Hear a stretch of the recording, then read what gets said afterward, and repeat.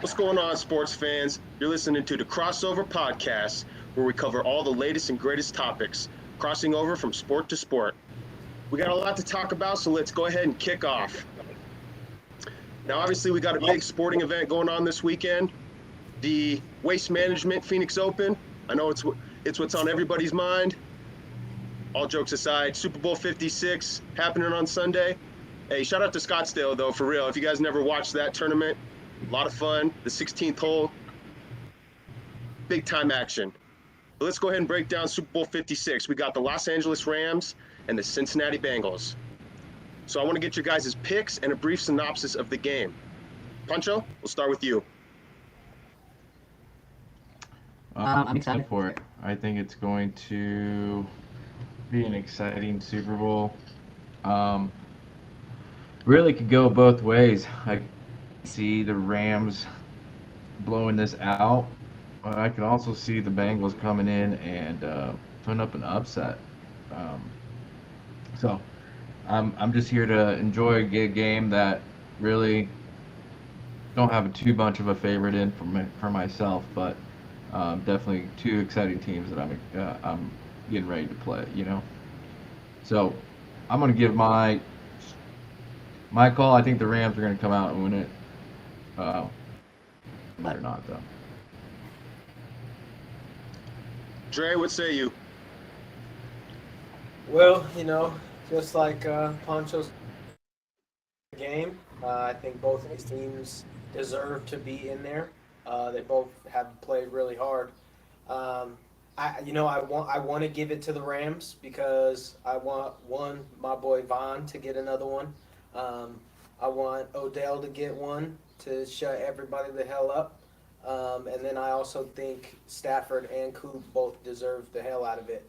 But in honest opinion, I think the Bengals. Going with the underdog. Rio.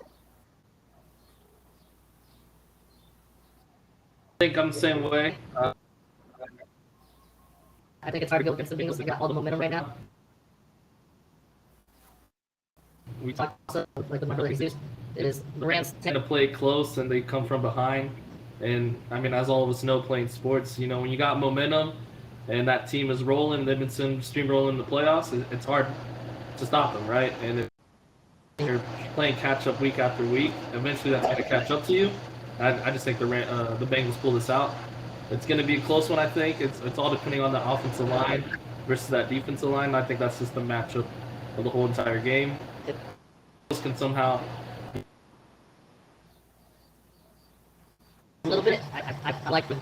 I think we can pull it off. They'll be close. I don't think if they can't protect it, then it's a blowout from the Rams side. But if they can't protect, I think it's a close game going Bengals. Interesting. Yeah, it'll definitely come down to the lines. I agree, as it always does. Matt, speaking of linemen, what do you say?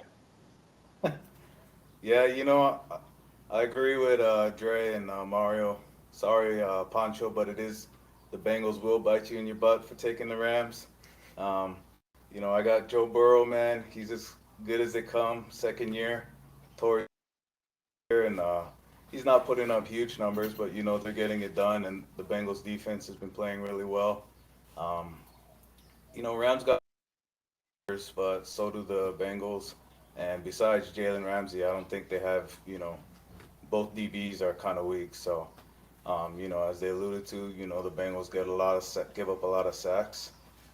So I think they'll come down to a lot of field goals in the game.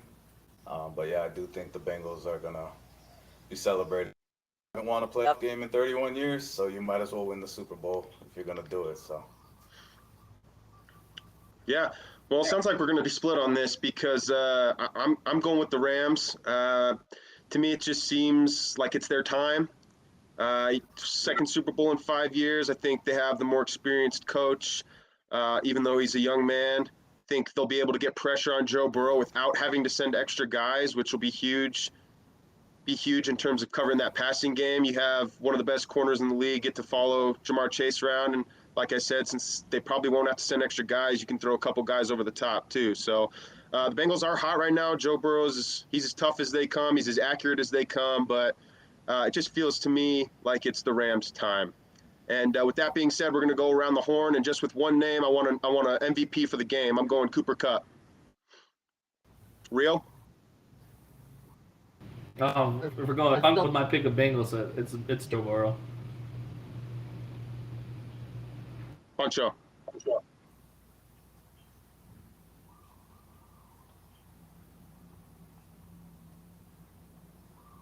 Get it to the main QB. So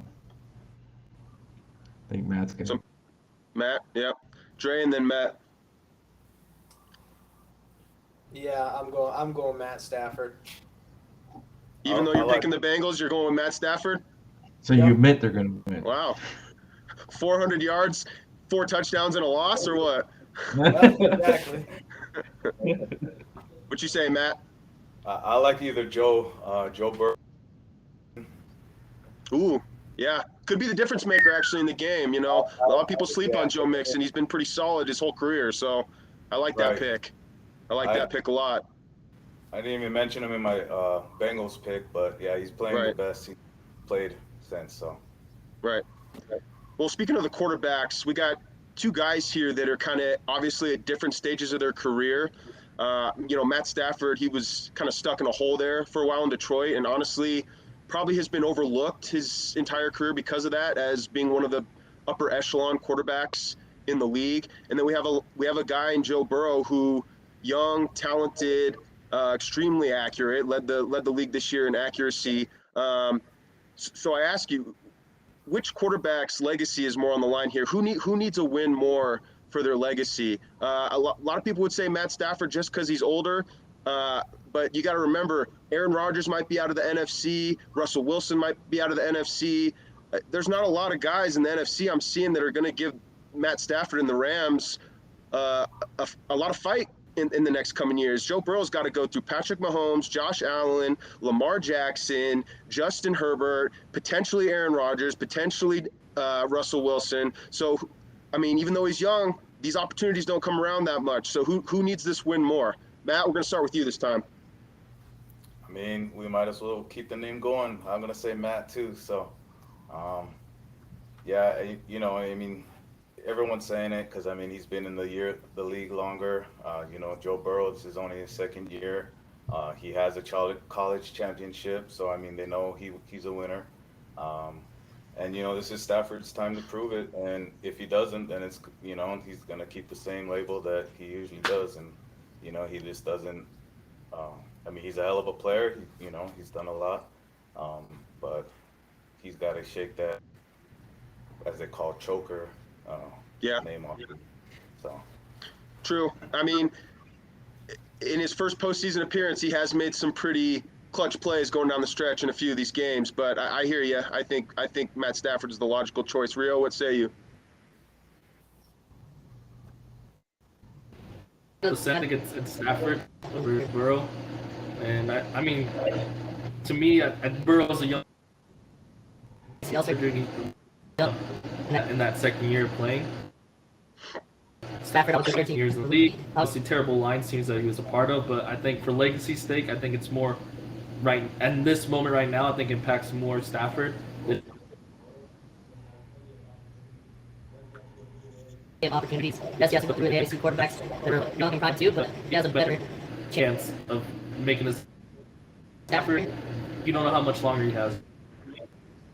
Stuff like that. I think now for his legacy moment, it has to be this year.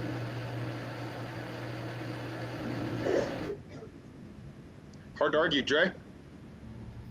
I'm running with it as well, you know. I mean, I don't think this is a legacy game for Joe Burrow, only because you can say the same thing. Yeah, he does have to go through all these other people, but look at what he's done this year. You know, he still has a lot of time to come back through. I mean, has a lot of time to even build more receivers, build even more of a team around him and what he can actually do. So I still think he has a lot of legacy building, and I definitely think that this one will put the stamp on it, like we were talking about last week. We'll put the stamp on Stafford, move it to that next level. Pancho. Yeah, Mario nailed it. It's Matt, man. My biggest concern with him is him being healthy. So I think he needs to definitely show out and get this in the bag, you know, because you just don't know with the history he has. I mean, they're doing great this year, but you're looking at the Rams trying to keep it all together for the next couple of years, especially with the athletes. So I say Matt. Yeah. Yeah, I think we're all in agreement here. And Matt Stafford probably needs this more than Joe. Tough AFC he has to go through, but you know, he does have the time. So, all right, one last thing here before we kind of change it up a bit. The league just came out with the awards for the year. You have your offensive rookie in Jamar Chase. You have your defensive rookie in Micah Parsons. You have your defensive player of the year in TJ Watt. Your offensive player of the year in Cooper Kupp. And lastly, but probably most importantly, your MVP in Aaron Rodgers. Did the league get it right this year, boys? Dre? I think so. I think I would have to say across the board, I agree. All of them. Yeah, Matt? Two I kind of don't like, or I mean, Aaron Rodgers, he deserved it, but you know, you could have gave it to Brady. He played every game. He put up, you know, all the stats. Yeah, I get, you know, the Packers. They got the 1 seed with Aaron Rodgers missing a game, and they didn't even need the last week to get it. So, but other than that, yeah, I mean, everything's pretty spot on, and I don't have any issues with them winning it. So, Yeah. Yeah, I think they got the rookies. I mean, it was pretty clear cut. I mean, I love Pat Surtain, but I mean, that boy in Dallas, Right. he's something special. So I think they got the rookies right 100%. And I don't even think it was close, to be honest with you. Pancho, what do you think? Yeah, agreed. I think it's spot on. I definitely like the pick that, you know, have Rodgers winning that, and everyone else really just it just fit perfectly. Wasn't too many debates, I don't think, to give it to someone else. So Rio? For me, I'm okay with the. I would probably argue would be I personally would probably go Tom Brady. Threw up more yards than Rodgers did this year. Had more picks, but And touchdowns, I I believe, think- right? touchdowns. Yep. He is the way he balled out. I think I would go Brady. That's Just something. he put on a hell of a year, but I mean I have no complaint. I just you can go either or. Yeah, let me ask you something. If Tom Brady comes back next year, does he win the MVP? You think his retirement had something to do with that decision?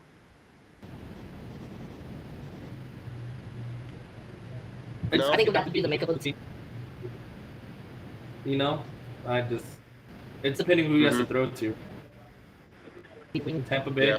right? With this decision, hey, I'm not coming back. You know, we don't know who's going to be. Okay, well, Tom's not here. Let me go somewhere else, right? Let me get that money, or let me get myself on a contending team now because we don't know who that next either. So it's a lot of unknowns. I think if He comes back, I that think he has a great chance to be MVP still. Mm-hmm. any progression this year. This Man was still balling at a high level. He left on his will. Nobody Nobody kicked him out of the league. Nobody said, hey, you're old. you're done, and like we talked before, like you know, Should retire to three. Tom Brady Brady is leaving at the top of his play. but He wants to win. so If he was to come back, I think he'd that's go. a great chance to be an MVP still. Yeah, honestly, I think Aaron Rodgers was the choice for MVP. I was rooting for Cooper Kupp because he had, I mean, such the year that he had. The triple crown for wide receiver is just unreal. But when you're debating a wide receiver and a quarterback, I think the quarterback wins that argument every time. My only other issue and argument I think you could make is I think Micah Parsons not only could have won Defensive Rookie of the Year, I think he could have easily been the Defensive Player of the Year with the impact that he had. That's just me. Obviously, he's got a lot of time ahead of him as well. more than likely he's got that award coming to him. So let's shift gears a little bit here. NBA, we had the trade deadline this week. Lots of action. A lot of stuff went down. We're going to talk about what we liked and what we didn't like, and I'm going to start here.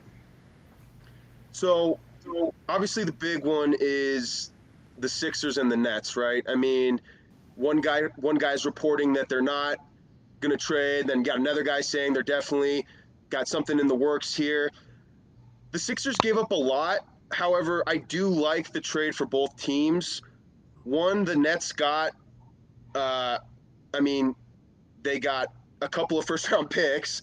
They got one of the top 5 percentage three-point shooters in the NBA in Seth Curry. They got a legitimate backup center, and, we can throw Ben Simmons in there too. And then the Sixers got a guy who I think, this has been debated, but I think he meshes well with Joel Embiid. I think having a big man is as kind of his wingman, or vice versa. Joel Embiid having James Harden as his wingman. I think they actually do mesh well. They didn't have to give up Tobias Harris either, which I think was big for them because they still have a legitimate third option now. They didn't have to give up Tyrese Maxey, who's kind of coming into his own this year. So I actually like the trade for both teams. The other one I really like was the Mavericks kind of dumping that contract of Porzingis, who's never healthy, and getting another ball handler and an underrated player in Spencer Dinwiddie, in my opinion. Luka needs help. If you watch the Dallas Mavericks, they got 5 guys looking at him at all times because they don't really have anybody else that can create off the bounce. So I think Spencer Dinwiddie was a huge kind of under the radar pickup. And actually, I like it. I like it for the Wizards too. They got plenty of wings and plenty of guards on that team. If Porzingis is healthy, he can still be effective. We all know that. So I like the trade for both teams there. 2 things I didn't like. I did not understand why the Jazz, in the position that they're in, trying to contend in the Western Conference.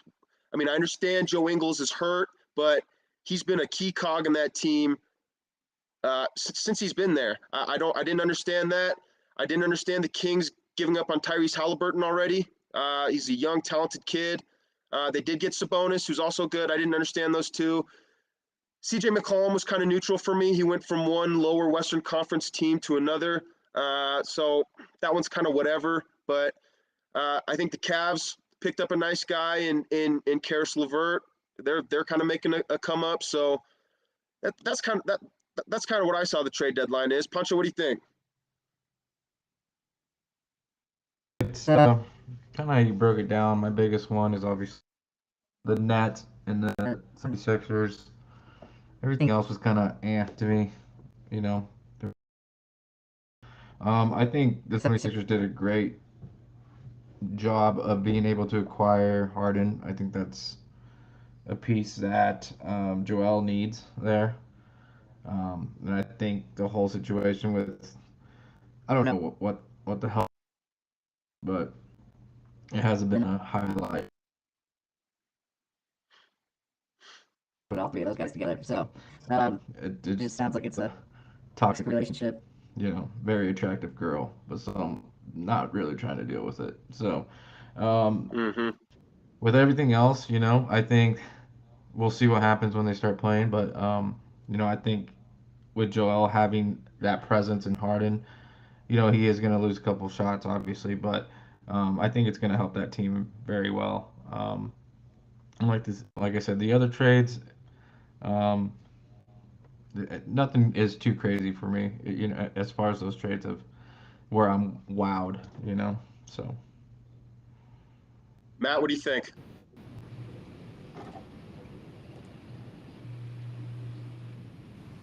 The one that I will really kind of pay attention to was the Celtics and Spurs trade. I thought both sides came out pretty even. I agree. The Celtics got Derek White. He's a great defender. He can play the switch defense that the Celtics do. He's great at driving. He's a good playmaker. And, he's not shooting his 3 best right now, but if, you get him with Jason Tatum and Jaylen Brown, he's going to have a lot more space and a lot less pressure to score. So if he can keep doing that, then that's good. The Celtics, they may have given up a little wanted by giving up the first and the pick swap later on with Romeo and Josh Richardson. But you know, the Spurs get those picks that'll help them out as they rebuild. You know, that pick swap will be nice because who knows if Pop will still be there or, you know, what coach will be there to get his guy. So I think, yeah, that, well, and, you know, just agree with your dislike. I don't know what the Kings are doing. I don't know.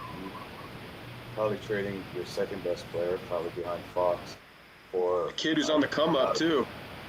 yeah. And I mean, you're not in a win now mode. You're not contending really for anything. You're still kind of rebuilding. So I guess the bonus is a nice. But I mean, I thought Fox and Halliburton could, you know, just fine together. So Yeah, it's a guards league nowadays too. So I mean, yeah, Sabonis is a nice piece, but it, you don't know what you're getting with Halliburton. He's still rising. So yeah, that one was a question mark to me. yeah, he's a guy that can drive. He's a guy that can play make. He's a guy that can shoot off the dribble. So yeah, I don't know. Dre, anything to add?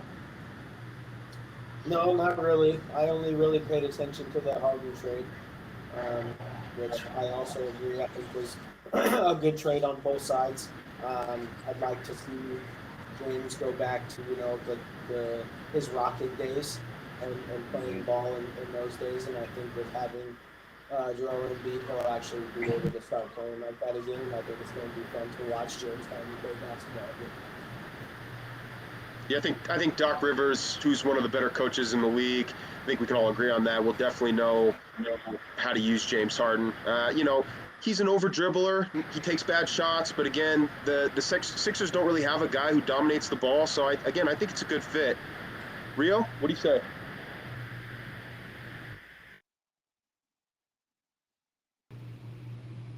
I think for me, I mean, obviously the Harden trade's a big one. I think I'm not. I think Harden's a little baby. I think he just got himself out of a situation that he didn't want to be in. Houston didn't. He could have stayed in Brooklyn, made it work. I don't know what he is. I don't pursue him on my team anymore.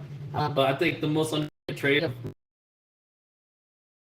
And the Wizards with Montrezl Harrell going to the Hornets, I think that gives the Hornets a great, tenacious rebounder, a man that is hungry, can go to the board, and can actually score down low. And I think on a young, that's something that they need. Right? Also the ball and all the guys they got out there too. But I think they need somebody down low, kind of missing, and somebody that kind of just hustles for these boards and hustles for everything. And I think this man's a beast. And I think that to me, like that's probably one of the better trades. That's not like the big trades, and that's one of the most. I think it's the most underrated trade, and I think that sets up their team for obviously not a deep run. I don't think they're going to contend for.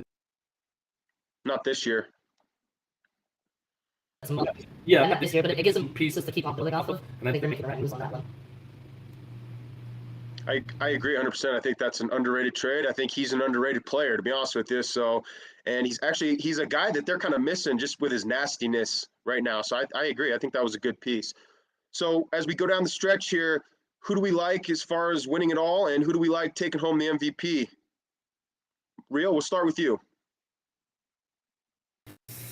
Yeah. I mean, it's hard not to give love to Jokic, right? Some kid for all of us here in Denver. I think this man continue balls out. It's a nice piece. Embiid with now, I think that gives Embiid different kind of looks. So I think that kind of it's going to add to his game, and he's definitely going to be in the conversation. I think it goes up to those favorites down the road. I say obviously watch out for the Warriors. Clay's looking nice in his return. This man is starting to hoop. You can't deny what him and Steph have and the way they can play. So to me, I think with Clay back and he continues to stay healthy and keeps on doing what he's doing, I think it's the Warriors at this point for me. Talk to me, Dre.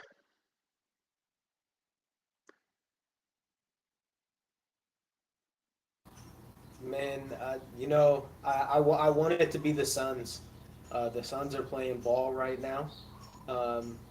And with the MVP just coming from that, I'm giving it to CP3. I think last year, I think they got skipped out on last year. They came out the gates hot, and I think they're gonna keep playing. I think they're gonna take it through playoffs with the momentum that they still have, and I think we're gonna see big things. CP3 with the MVP and Suns winning it all. That's a big year for them. Pancho, you're kind of a hoop junkie. What do you think, brother? You know what? I kind of would like to see what the Bulls do down the stretch. I think that's kind of a good little setup. But we'll see what happens. The Suns are also. I actually see them probably back in the finals. EP, I'd love to see Embiid get it this year. to be honest with you. Will that happen? I don't know, but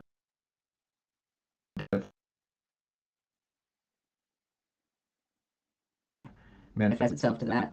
But yeah, I'm excited to see what the Bulls can do, man. See if we can, stir up some controversy down the stretch. Yeah, it's a team that's kind of caught everybody by surprise, and DeMar DeRozan's playing some of the best basketball of his career in his 30s right now. So yeah, that's a scary team. Matt?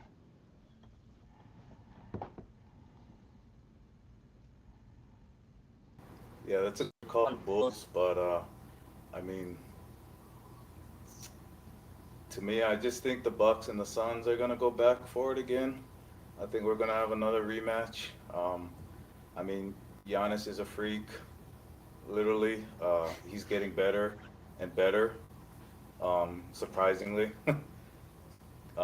He's just a freak of nature. So, and then like Dre said, CP3 and Devin Booker, they're gonna carry the boys to where they need to, and so I think Giannis is gonna win MVP again. Just the way he's playing. They got Serge Ibaka, which I think was also kind of big because they don't have Brook Lopez who's out, but Serge pretty much does the same thing. I mean, he can hit corner threes, he can run, he can roll. He was good at blocking and rebounding, not so much now, but It's not his role. Giannis does it.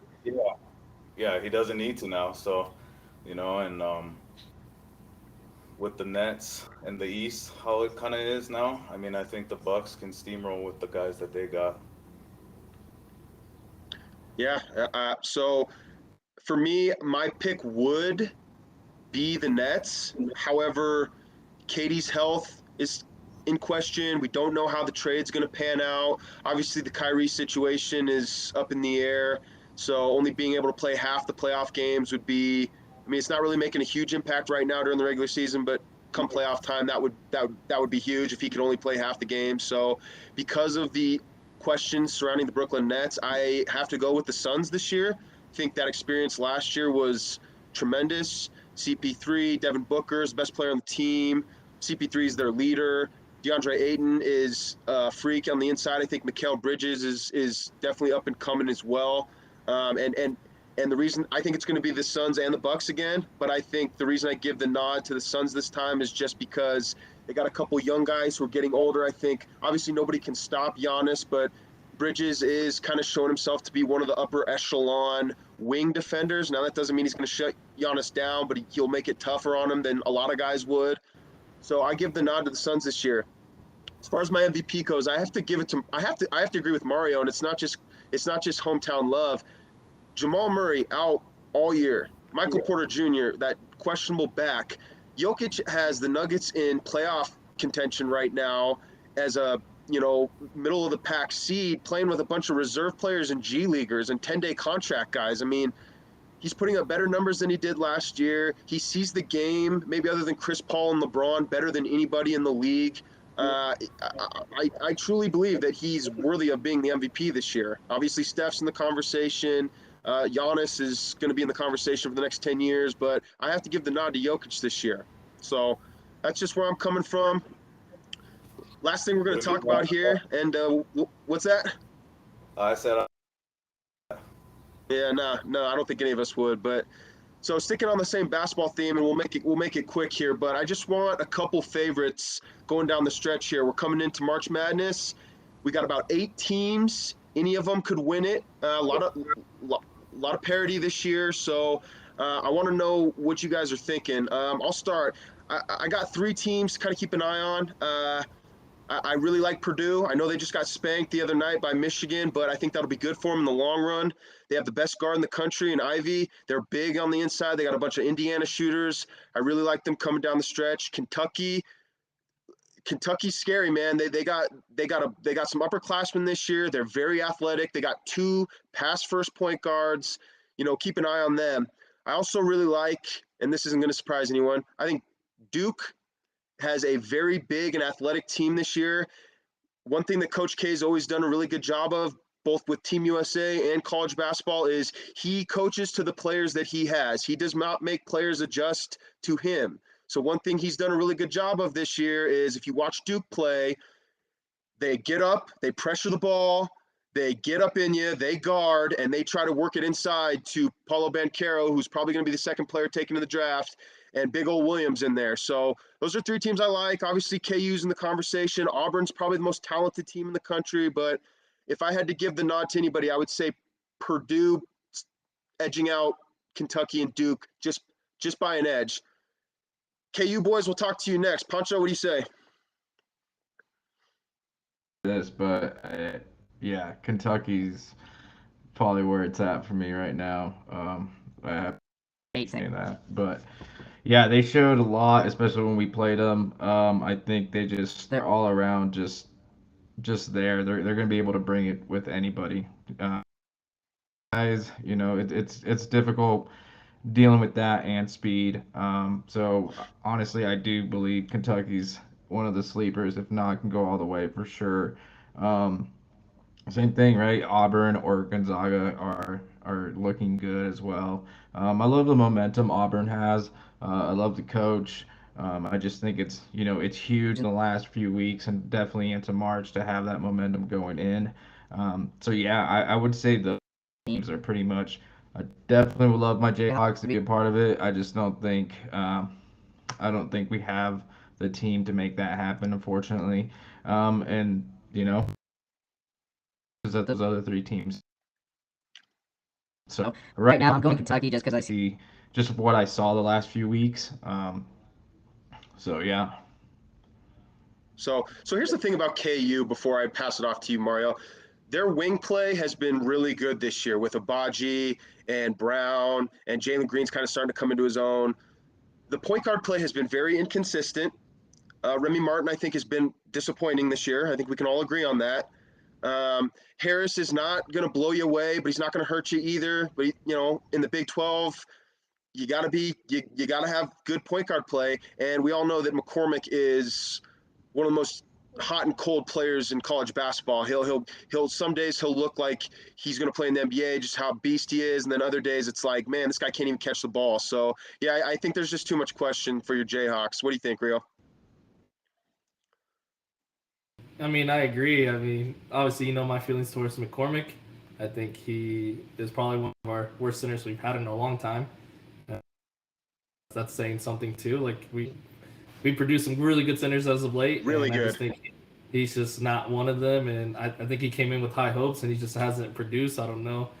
I think he's more off of a bench type of a center. He can come in just like back up.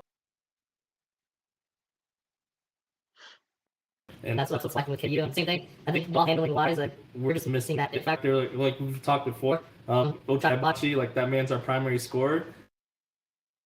He's eventually gonna have to take him out. We just don't know that answer for KU. I think it's Wilson comes in. Christian Brown, like long for a little bit, he's kind of weeks. So that's just for me with KU. Like there's a lot of unknown right now. And needing an answer, so we got things of. Right now, it's hard to say for me. Like I'll say KU fan, like I can't pick them to be one of my favorites right now. I think Kentucky is one of my favorites, and another sleeper team. But coming out of right now, they're injured. They're missing some key guys, but once they get returned, they're just gonna be that defensive stopping team that they have been. They won it all last year, so I think it's always hard to kind of go against them once they get. And then, like you said, Duke. Last year, why not try to go all in with them? Send them off in a happy way. and I think it's. Mm-hmm. I think this year what's cool about college basketball, there's just no kind of clear favorite. I think like every year there's, this team, right? Last year you had Gonzaga, you had Baylor. These guys were the teams to upset. And this year it's kind of shuffled around, and I think that what makes college basketball great. We just don't know yet. Like so, we got 2 months to play out still to kind of really figure out that answer. But I mean, hopefully, holding that trophy.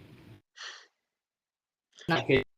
I'm hoping it's a Big 12 team, right? We're the best basketball conference in the nation, and it's got to be either KU or one of us. That's all I got to say on that. Yeah, it is the best conference in the country this year, no doubt about it, and a lot of years. But yeah, I like everything you said. Dre, what do you think? Yeah. I gotta go with Kentucky, man. They're balling out right now. Definitely, like best basketball I've seen in a while. So I would like to see them take it. But Auburn also looks very nice. And Duke's always going to be a sleeper. So they're always going to be in the running. They're always going to be in the talk. So I mean, it's going to be interesting to see what happens. But yeah, I got to throw it on Kentucky. Matt? Yeah, I like Duke, even for the fact that it's Coach K's last year. I mean, it gives you something more to play for. More people are going to be invested, kind of deal. I think hopefully they can use that kind of energy in a good way in the tournament and use it to their advantage, where it can get nitty and gritty, and they play fast. They're a great fast break team, which I think is important because in the tournament buckets can get hard to come by, but if you get out and running, you can get yourself in a rhythm, kind of scoring these easy baskets. So, and Coach K is Coach K, so you can never count them out. But I also like Kentucky. Like you guys all said, they're playing their hearts out. They're showing how it's done. So I think either two of those. Yeah. I mean, well said. Yeah, I think we're all kind of in agreement that Kentucky looks pretty tough right now. So, well, anyway, I think Matt said it best. So I think that's going to be a mic drop. That's going to do it for us here at the Crossover. Let us know what you guys think in the comment section. Smash a like button, subscribe to the channel, hit the notification bell, share this video, and we will talk to you later.